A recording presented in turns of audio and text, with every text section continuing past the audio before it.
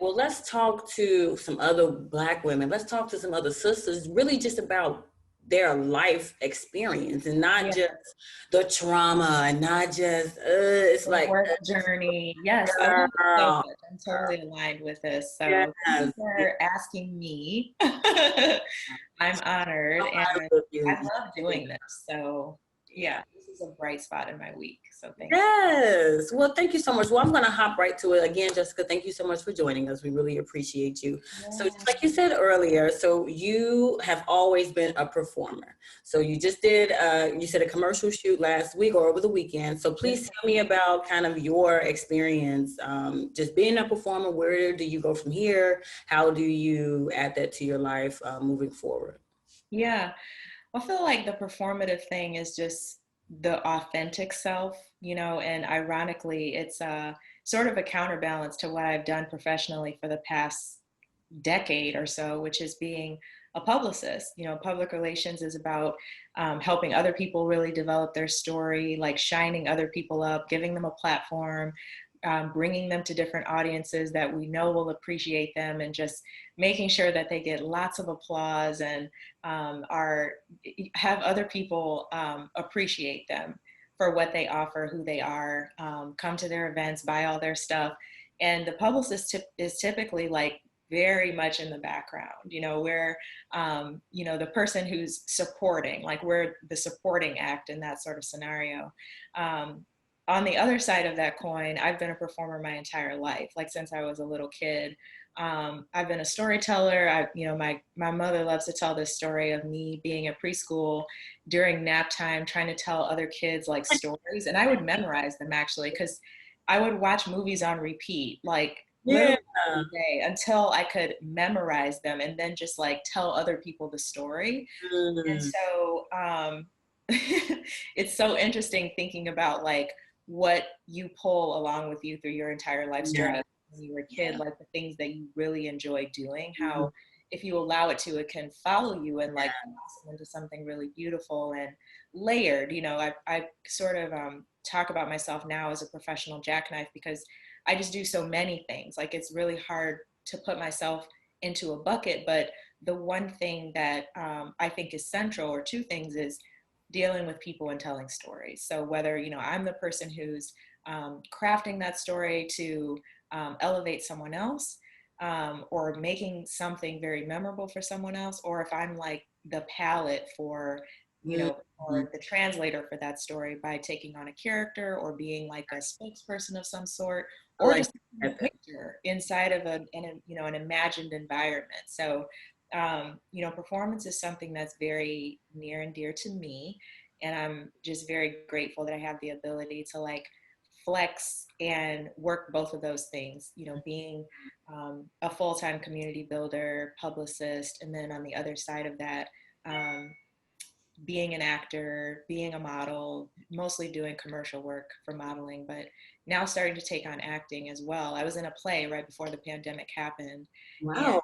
that was my first play since high school. Like it had been a really long time, and doing all the on-camera work for about 5 years with my agent in Chicago, I just kind of threw myself on stage and said, like, let's see what happens. And I Yeah. had so much fun. So it energizes me. It gives me an outlet, a place where, ironically, I feel most like myself when I'm acting.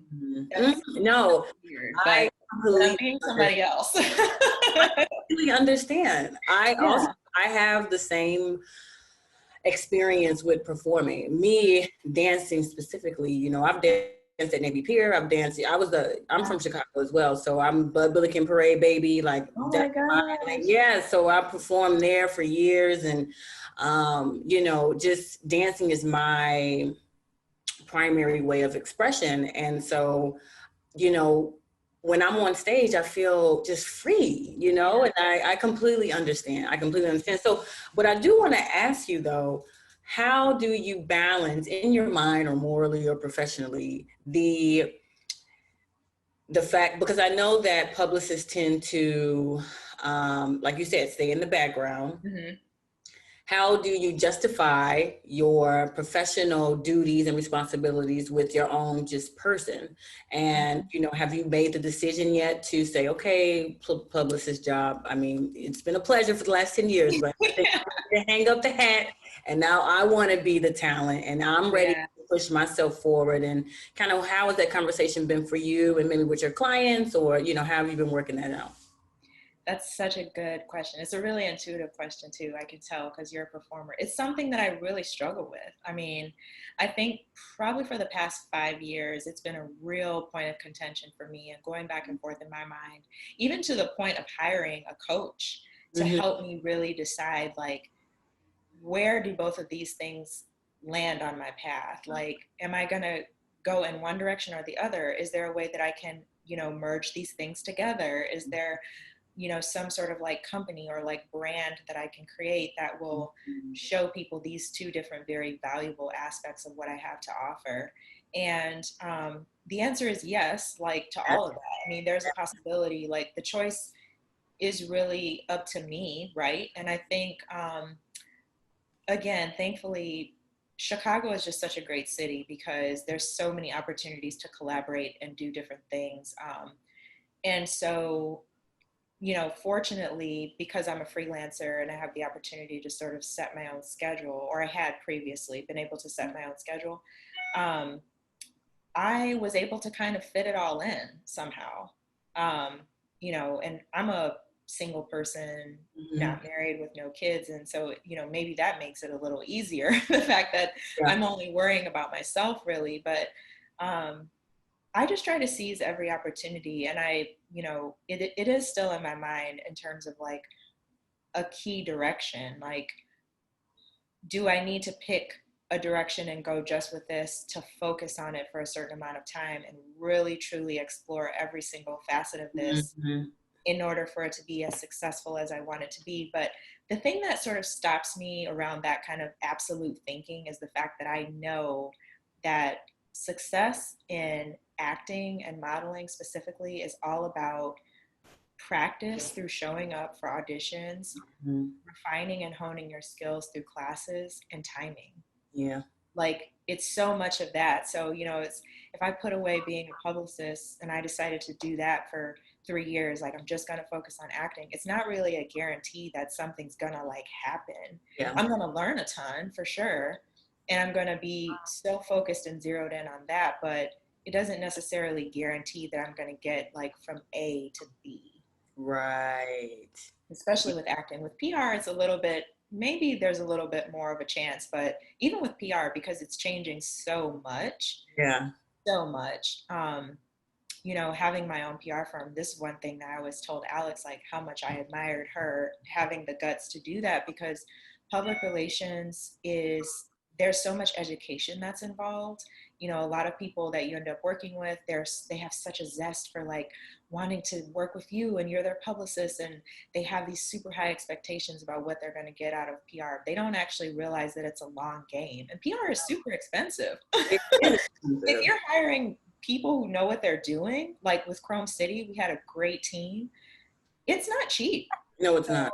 You have to be willing to invest. You have to be willing to invest past the big splash of your opening to really see that sort of long-term effect. And, you know, that requires a lot of education on our part as a publicist, a lot of tempering, a lot of, you know, mellowing out those very like high-strung reactions when it feels like something's just not happening. But things are happening. Like, you know, a lot of PR is like what you don't see. And people don't realize that. You see a Forbes article, so much went into getting that for a client. And it was beyond just deciding, okay, time to pitch this story. No, so much buildup happened before that. You know, strategies typically would be set months in advance, you know, and not to say that something couldn't be turnkey and work very fluidly in that sense too, but it really happens that way, you know. Don't understand. So I operate as a publicist for my firm too as well. That's how I actually met Alex, and because I was going to initially be her intern, because I I served in the military for 6 years. Wow. And yeah, so while I was transitioning out, I was, pedal to the metal, really trying to find opportunities and really just full force because I was in DC. And then I found Alex, found PR Girl series, actually saw you show, yeah. And I just cold emailed her. I was at my desk. I still had my uniform on. I still remember it. And Wow. I emailed her and I told her what was up. I had my experience, PR and communications and event planning in the military. So I had a different perspective, but at the end of the day, it's, I can transfer some of those skills. Yeah.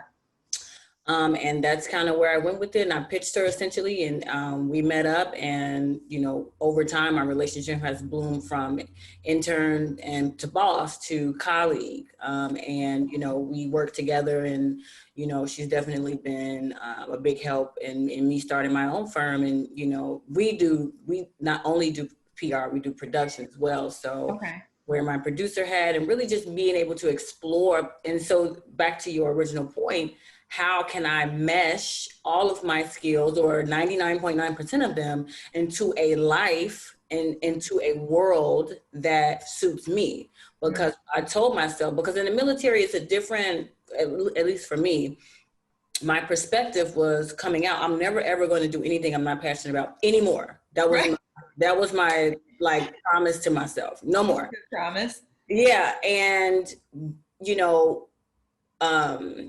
because I had all of these other skills, and, there is this, it's kind of like when you retire, or I don't know if you know, but it's like when a senior citizen retires, they've been on the job for 30 years.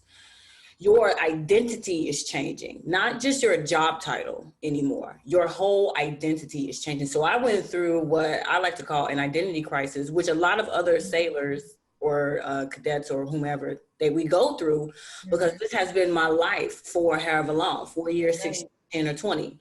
And, I know what to wear. I know how to speak. I know what to say. I know who's the boss. I know the hierarchy. This is my world, because it's a microcosm of the real world, the military. Yeah. And so when you leave that environment, it's more than just taking the uniform off and, okay, now I'm a civilian. Right. Like, no, who are you now? Who are you without your rank? Who are you without your uniform? Who are you without this title, this respect? Because people respect you when you have your uniform on. Yeah. And so I'm so grateful I had this experience, because the way that I see things is much different than the way that my civilian friends see things, because, they struggle a little more with the identity. And I'm like, girl, you can redo your life however many times that you want to do. Yeah. But, you can, and it's okay. And, it's going to be a struggle, but that's when you turn inward. And that's when you start to really quiet down everything else and get that insight from yourself. You can't ask other human beings questions you need to answer for yourself. Right. And, and that's kind of my perspective. So for me, I was just like, yeah, I'm just going to start my own agency, because I needed to find an arena, a vehicle where I can do all of these things that I love in one. Yes, it was hard. No, I do not recommend anybody without the willpower and the determination to do it. Right. But, it was what I had to do. You know what I mean? And so, this idea of identity and finding out who you want to be in this world, I think the coronavirus and the racial pandemic and all of these other things happening all at once caused everybody to just say, hold up, what am I doing here? Yeah, and just sort of realize what's important too. I think that a lot of times we think about commodifying parts of ourselves, when I was just reflecting on, making the performance part of myself and the publicist part, merging them and making them into some brand so that I could ultimately commodify that. And, there are parts of me that are creative parts of me that people never really see, but it informs my practice as a publicist. It informs my practice as a community builder. It informs my practice as an actor model. So it is included. It is very valuable, but it's for me to invest in nurture for myself, because it's adding so much to these other things that are more people facing. So not every single aspect of who we are and what we do needs to be known and branded and put on a platform like on your IG and explained to everyone, like, Yes, what it's yes, for. That's not what your whole life journey is for. yes. It's for you to like know yourself and bring those things out of yourself to enrich your life and Absolutely. hopefully enrich other people's lives too. I mean, I think Absolutely. that's what it's really all about. So, For um, sure. yeah, Yeah, that's I'd love awesome. to talk to you more about your military experience. Oh, girl, we can Yeah. talk forever. Listen, we're gonna have to do a sangria chat after 7. Okay.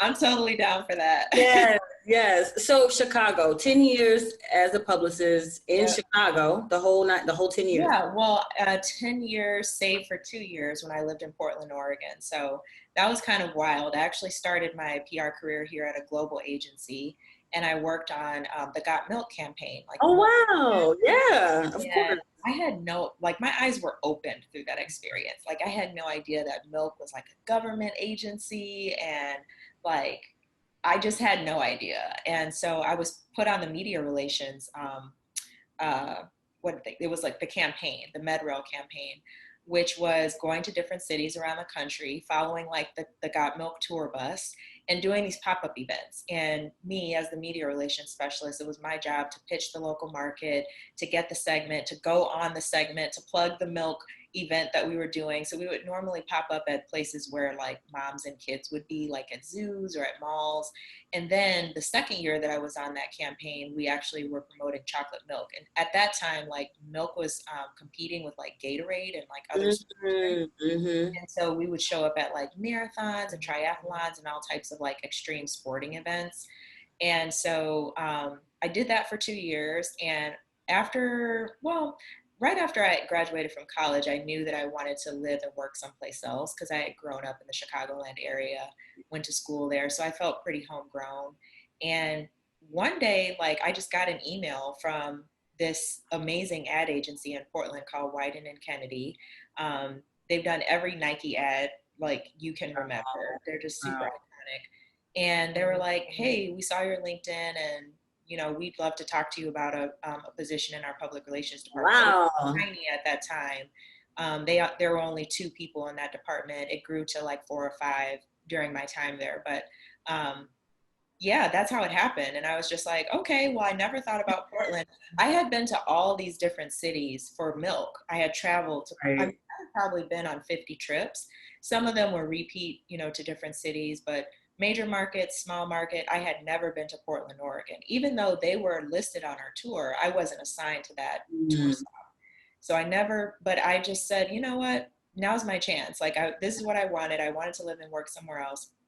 And I went there and my life completely changed. Like, I think after a year, I realized like this was more than just about the job. This was part of like my spiritual journey and like Yes. learning more about myself and Yes. getting more connected to God and like the Mhm. universe and everything that's in it. And so, including nature. Nature was a Oh, huge yeah.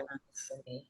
Um, when I got there, I worked at this very high power ad agency, so much fun, but so stressful for like a year. Imagine. I got laid off after 14 months and decided to stay there. They gave me a great severance package. Like, I have nothing bad to say about that agency. They treated me so well, but I was like, you know what? I'm probably here for a different reason than just that job. So let me just stay and see what's what. So I ended up going to yoga school. I ended up teaching a yoga class at this studio called Yo-Yo Yogi. Shout out to Yo-Yo. Yes. Sanctuary. And I got my training there, and I ended up teaching yin, like restorative style classes. I taught some vinyasa too, but I developed a community there. I taught at that studio and also at a gym that was in Beaverton, which is like a suburb just outside of Portland. And I Mhm. became known as sort of like this velvet hammer type. Like, I Yes. was really like, not soft, but I was just very warm and congenial with everyone, and created this like really cool atmosphere because I always had like great music, of course, and I would always have like a poem or like some little prayer that felt more poetic than like a mantra or Amen. Yes. yeah, exactly. And so I sort of developed like a bit of a following, like doing yoga. And around that time as well, I was, traveling all over the Pacific Northwest. I would go to bed super early on Friday night and like get up at 5 a.m. to go on a hike with friends on Saturday. I, explored Canada, and I went through Washington, the Cascades, and Oh, wow. California, and I just had a different life, just like a completely different life. I Mhm. was eating all kinds of fruits and vegetables that I had never eaten here in Chicago before. I was eating like kiwi berries and like ground Yes, cherries. girl. Telling It's my friends alive.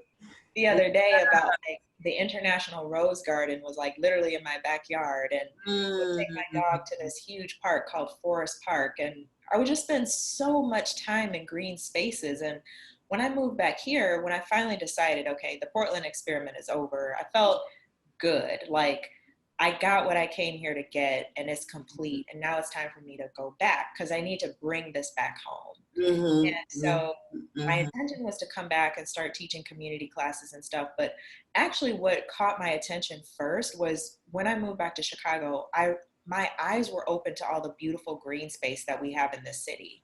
We have such a huge park system here. We have the lake, we have green spaces that don't really get utilized that No. much.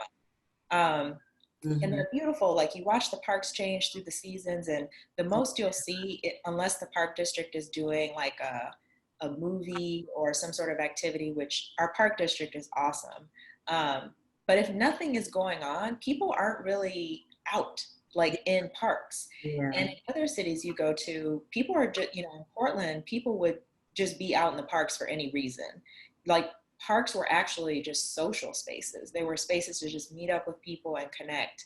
Um, you go to San Francisco, famous Dolores Park Hill, you just see people Yes. sitting out there and there's nothing going on, but it's just like a meetup spot. And so when I moved back here, I was really inspired to create something that would bring people out into green spaces, as particularly in areas where you don't really consider, like on the south and west sides.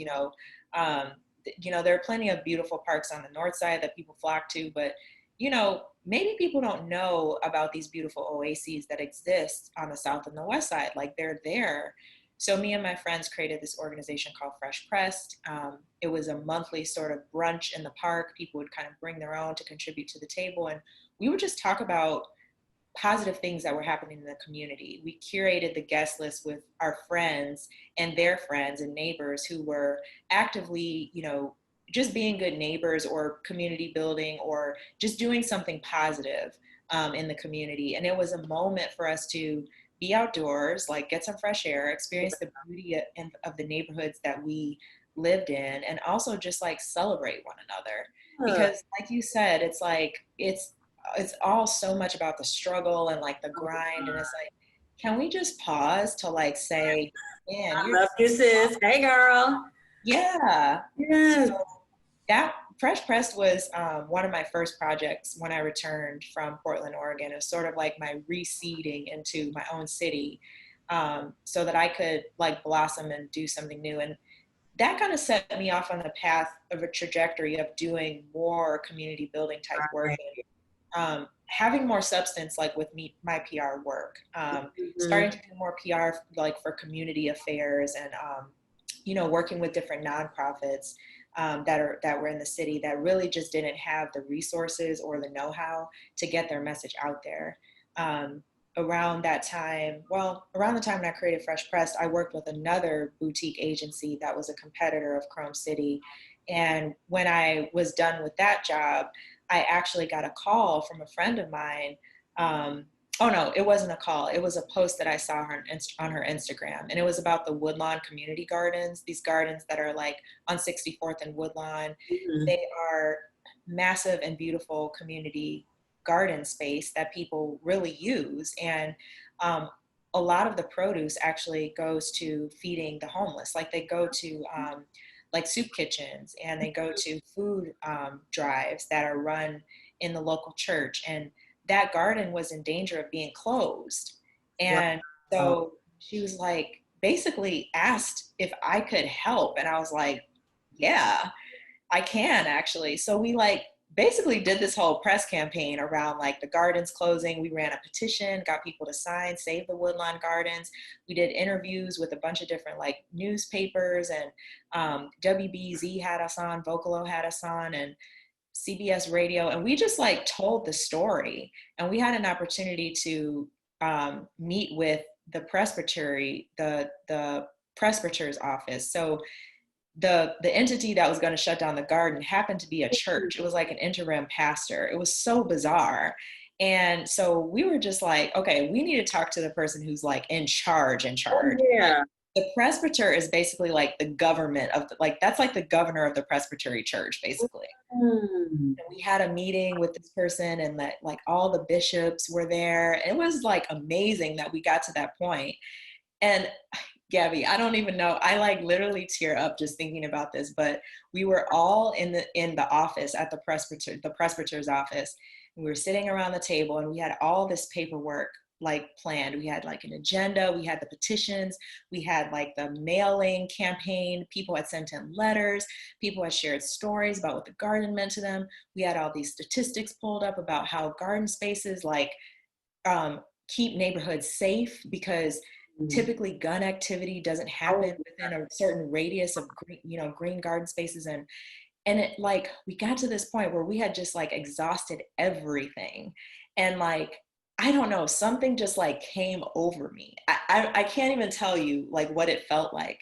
I said, I have to say one more thing. And I told this story about my father growing up in a huge family. And his mother always had a garden. And it was just something that she tended to. And to this day, like she, is always canning and freezing vegetables. Like there's always a lot of that stuff at my grandmother's house. But I remember like growing up how my father like continued to do that. Like he continued that gardening practice. And like, my father is a Black man in America, and he dealt with a lot of struggles throughout the course of his life. Like he lived in the Jim Crow South. He grew up poor, and like, throughout his life, he earned a measure of success. Like, he had a family, he had this long career. But the gardening thing, it somehow, I think, kind of buoyed him, throughout all of those years. And like, I said it so much more eloquently than that, but like, I said that, and it just felt like something was like sealed. And it was like this sigh of like relief that came over the entire space. And the next day I got a call from my friend saying, they opened the gardens. Oh, wow. I just felt so like, I just felt so blessed to be in the right time. Like it wasn't me, it wasn't me. It was my ability to organize, my ability to, I had these relationships that I developed over several years that I could say, hey, here's a story that needs to be heard. And those opportunities, those doors were open to me because I had those relationships previously. But like, it wasn't me doing that, Oh, I understand. It was just like such a powerful moment, Yeah. in my career, and everything that I'd done previous to that, like led up to that very important moment. Like, for me, it was a matter of like, this was people's lives, this wasn't like, this wasn't like being in the park for got milk, nothing against Yeah. what I mean? Nothing against that work, because it was all very valuable. But yeah, it got to the point where I found myself doing something that really mattered for people's lives. And it continued to like push me in the direction of staying close to this work, and being where I can continue to add value in that way. So yeah, it's humbling, in my opinion, to be skilled and to be an expert in your craft, and you are just living in your purpose, as they say. And and everybody is congratulating you, but you just like, that wasn't even me. It was like, it's something inside of you, and you're just a vehicle, this vessel to share your gifts with the world. And you absolutely have to do, like, you don't have to brand everything, but you must pay attention to the things that make you you, and the things that warm you up inside, and the things that make you happy and bring you joy, because if you don't, you are preventing somebody else from doing the things that they need to do. Right. You have to go follow your dream, so that somebody else can, you know what I mean? Like, Yes. Yes. it's so serious. And I mean, and I felt, when you was telling the story, I felt the peace, because yes, there are all these players, but that's what it's about, human connectivity. It's not, we are not as separate as we like to say we are. No, we're not. We're not. No. I always think about that African proverb, like, if you want to go fast, go alone. But if you want to go far, go together. And I think about how just like these simple connections that we're making, I mean, especially as PR professionals, our whole world is about connectivity and relationship building. And, these little things that we do, these things that we make ourselves available to, um, bringing our skill set and our the relationships that we worked really hard to build, and just saying yes, and not being like gatekeepers, you know what I mean, but just saying yes to giving people a platform and a voice and telling people stories. Like, the ramifications or like the consequences of that are long, and the rewards of that are so long for people. And my friend, I mean, that happened in 2017, and we still talk about that like it was yesterday. We still talk about it like it was yesterday. And she's planting things every season, and the food drives are back, and yeah. And kids get to go and explore their neighborhood, and kids get to go outside, and they get to understand that there is more to life than, shooting and robbing and lying, pimping, cheating, and stealing. Yeah. Or I'm from 79th Street, so I know exactly what you're talking about. And so now, you using your skills, and really just that whole experience is allowing future generations, as heavy as it may I allowing future generations the opportunity to just live their life and to experience, I heard on NPR once or something that, Black children, we are not born with asthma. We grow up in poverty that exacerbates those conditions, and because if you grow up in a space where there are no trees, and it's a bunch of fucking undone construction and all of other things, pollution in the air. Filtered, right. So that's why people are sick. And so now you're contributing to, just being able to breathe. Kids being able to breathe some air. You know what I mean? And it's huge. And so you're right. Those ramifications are generational, long-standing, and it's a blessing. So I'm proud of you, girlfriend. I didn't know you were doing that, but yeah, this is awesome sauce. So I can kind of tell what type of clients and projects, make your heart warm and fuzzy. But I would like for you to tell me, what do you typically, now since you've made the intentional decision to do projects that mean something, what are you working on now? I know you worked on Wakanda Con, and I know you're working with another program that you have yet to reveal. So can you please tell us what's going on and how you are still contributing to the community? Yes. Well, the types of projects that I really enjoy working on are ones that are new. Like, I love working on new concepts. And this is actually what I did a lot with Chrome City and the previous agency that I worked with. Like, the focus was on creating a splash and getting the word out around something that was new to the world, and we need to tell the story. This baby is born, like, let's talk about it. And so the newest project I'm working on is called Guild Row. It's a new social club for people who want to make stuff together. And it's all about communal learning and making stuff with your hands and connecting with other people while making things that are beautiful and useful to yourself, but also for our communities. And so it's a beautiful space. It's a pretty big campus with flexible spaces for all different types of making. We can do a lot of food and beverage workshops. We can do fabrics and textiles. There's jewelry, there's ceramics and clay.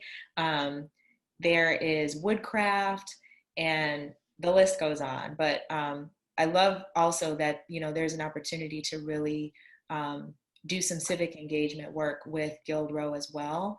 And it's a part of their mission to just really be a bridge to other maker communities that are in the city. There are some incredibly talented social entrepreneurs out here, Meta 24, with Dr. Flavian Prince, The Simple Good, which is founded by Priya Shah. And these are two organizations specifically that we're really interested in being a resource for them, because their students already do something creative in their program. At Meta 24, they actually learn the trade skills to build things, and even they learn the entrepreneurial skills to sell things. So they have like these stores. I think one is in Austin, one's in Auburn Gresham, I think. And these students have built the store from the ground up, and they've bought the things that they're going to now resell in the store. And you know, but they have their one facility, and there may be limitations in that facility. So we want to open up our space so that those students have a different part of town even to come through and continue their work. And also, you know, to work on the social aspects of growing and developing in business and connecting with other people that may not necessarily be from their neighborhood, and learning how to, you know, engage and sell and talk about what they do to them. So that's something that I'm actually super passionate about, specifically with this opportunity as I work with Guild Row and grow the community there. And of course, WakandaCon, you know, unfortunately it was on hold this year. Nobody could do anything this year.